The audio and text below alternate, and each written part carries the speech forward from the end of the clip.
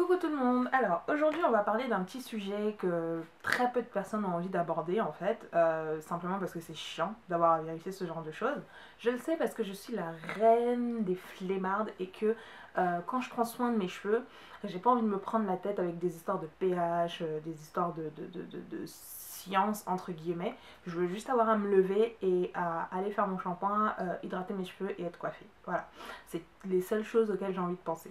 Malheureusement, et je dis malheureusement, avant de pouvoir faire son shampoing et de faire ses soins, il faut connaître son cheveu pour savoir quel produit est-ce qu'on a besoin de mettre dans nos cheveux afin de bien les hydrater et de bien en prendre soin. Donc aujourd'hui on va parler de quoi? On va parler de porosité.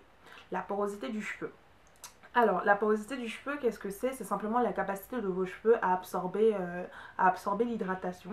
L'hydratation qu'il y a dans l'air, l'hydratation que vous lui apportez en les mouillant ou en appliquant des produits sur votre chevelure.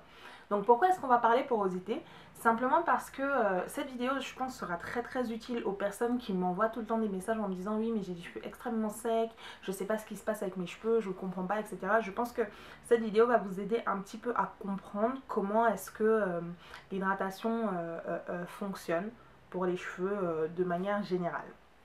Alors, donc la porosité du cheveu. Alors, il y a trois niveaux de porosité. Très grande porosité, moyenne porosité et très faible porosité. Alors, pour mesurer la porosité de vos cheveux, comment ça se passe? Simplement, vous prenez un verre d'eau, vous prenez un verre, vous mettez de l'eau dedans et vous attrapez un de vos cheveux, vous en arrachez un sur la tête ou vous en prenez un sur un peigne, j'en sais rien, et vous le plongez dans le verre. Alors, si le cheveu tombe au fond du verre, ça veut dire que vous avez une très grande porosité. Si le cheveu reste à peu près au milieu du verre, vous avez une porosité normale. Et si le cheveu reste au-dessus, vous avez une très faible porosité. Donc, je vais commencer par parler de la porosité normale parce que c'est le cas le plus simple. La porosité normale, en fait, c'est tout à fait parfait. Vous n'aurez pas vraiment de problème pour hydrater vos cheveux ni quoi que ce soit. C'est-à-dire que vos cheveux absorbent une bonne quantité d'humidité en tout cas. Donc il vous suffit d'hydrater vos cheveux avec de l'eau ou à rajouter un petit peu de lait ou un truc comme ça. Et de sceller l'hydratation avec une huile, voilà. Vous pouvez à peu près utiliser un petit peu tous les produits plus ou moins en évitant ceux où vous avez vraiment la sensation qui vous assèche les cheveux ou autre du genre. Ensuite, donc, les personnes qui ont une très faible porosité, donc les personnes dont les cheveux restent au-dessus du verre d'eau, la très faible porosité, ça veut simplement dire que vous avez les cuticules du cheveu qui sont extrêmement fermées, resserrées. Donc, ça implique quoi? Ça implique simplement que lorsque vous allez vous laver les cheveux par exemple, ou quand vous allez hydrater vos cheveux ou des choses comme ça, vous devez rester très loin des produits qui ont un pH très acide. Je m'explique. Tout ce qui est, par exemple, lorsqu'on finit son shampoing avec du vinaigre de cidre, le vinaigre c'est acide, donc c'est généralement pour fermer les cuticules. Vous avez déjà les cuticules fermées, d'où la faible porosité. Donc en fait, ce que vous voulez, c'est un produit qui va ouvrir vos cuticules et permettre donc que l'hydratation rentre dans le cheveu. Donc les personnes qui ont une très faible porosité, c'est les personnes qui parfois vont faire un masque, rester avec des heures durant, et une fois qu'ils rincent le masque, les cheveux deviennent tout secs immédiatement. Donc ce que je vous conseille en fait à ces personnes-là, c'est de faire énormément de bains de vapeur, ce qu'on appelle les casques à vapeur chez les coiffeurs. Au Cameroun, je sais qu'il y en a beaucoup. En France, je ne vais pas énormément chez les coiffeurs, donc je ne sais pas quel matériel on utilise en Europe chez les coiffeurs. Mais au Cameroun, il y a ce qu'on appelle des casques à vapeur. C'est des casques, c'est ce que les Américains appellent des steamers.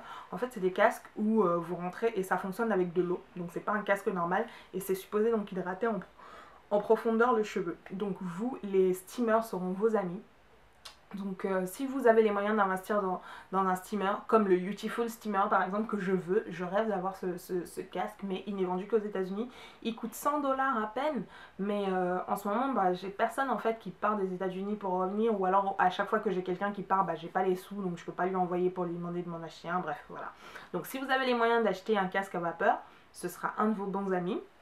Vous pouvez également faire des traitements comme avec le bicarbonate de soude. Alors, le bicarbonate de soude, il faut faire très attention à ce produit. Beaucoup de personnes vont dire qu'il est très dangereux pour les cheveux parce que c'est très basique, enfin très basique, oui, très basique. Donc, ça fonctionne un peu comme un défrisant ou je sais pas trop quoi.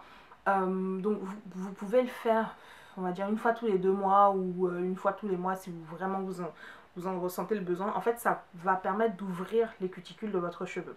Donc comme je vous le disais, évitez donc les produits acides, évitez les shampoings acides, évitez les soins acides parce que vous avez déjà les cuticules extrêmement fermées. Donc les personnes donc donc j'ai parlé de faible porosité, porosité normale et forte porosité. Donc les personnes à forte porosité, donc les personnes dont les cheveux tomberont complètement dans le fond du verre, vous devez faire extrêmement attention à sceller l'hydratation de vos cheveux. Je m'explique. Vous avez le cheveu en fait qui a les cuticules complètement ouvertes. C'est-à-dire que vous allez vous retrouver en fait, une fois que vous avez fini votre shampoing, ce qui aura pénétré dans votre cheveu aura pénétré, mais ça s'en ira pratiquement tout aussi vite. Donc en fait, vous devez faire extrêmement attention donc à sceller, soit à sceller l'hydratation dans vos cheveux, soit une fois que vous avez fini votre shampoing, donc faire donc le fameux rinçage au vinaigre de cidre, donc un rinçage avec un produit à pH bas, donc acide, afin que vos cuticules se referment. Que vos cuticules se referment, pourquoi? Simplement pour que le cheveu puisse conserver l'hydratation, les bienfaits de l'hydratation que vous lui avez apporté précédemment. Voilà. Donc, pour les questions telles que oui, mais comment est-ce qu'on sait, quand est-ce qu'un produit est acide ou basique, etc. Je vous renvoie donc à vos cours de chimie de lycée. Donc le pH des produits part de 1 à 14, il me semble. Le milieu c'est 7, donc, ou de 0 à 14, et le milieu c'est 7, un truc comme ça, bref, je sais plus trop. Mais en tout cas, tout ce qui est en dessous de 7 est acide et tout ce qui est au-dessus de 7 est basique. Si vous voulez mesurer le pH des produits que vous avez chez vous, il y a des bandes ce qu'on appelle des pH mètres, des pH bandes ou des pH mètres.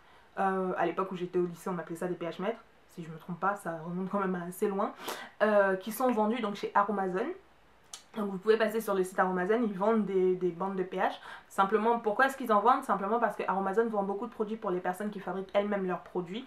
Et les personnes qui fabriquent elles-mêmes leurs produits font très attention justement à tout ce qui est pH. Donc elles le mesurent généralement, c'est des personnes qui ont conscience donc du côté de l'impact du pH des produits sur les cheveux ou sur la peau ou ailleurs. Voilà, donc si vous voulez mesurer le pH des produits que vous avez chez vous, il vous suffit d'acheter ces petites bandes de pH mètre chez Aromazone et donc de les tremper dans le produit. Donc on vous explique généralement comment ça fonctionne, ça vire entre ça va du vert au jaune et ça va jusqu'au rouge, et en fonction de la couleur où votre bande ressort, enfin bref, vous saurez à peu près quel est le pH de votre produit. Voilà. J'espère que cette petite vidéo vous aura aidé. J'espère que j'ai pas raconté trop de conneries quand même. Mais je vais regarder cette vidéo avant de la poster parce que c'est une vidéo capitale, c'est une vidéo essentielle.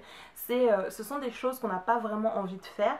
Mais je vous assure que si vous mesurez la porosité de vos cheveux, je pense que vous pourrez plus ou moins mieux adapter vos soins. Savoir en tout cas quels produits sont mieux pour vous, ou alors comment est-ce que vous devez faire pour mieux hydrater vos cheveux, etc. Voilà, donc je vous souhaite de passer une excellente soirée et je vous dis à bientôt avec plein de vidéos. Salut!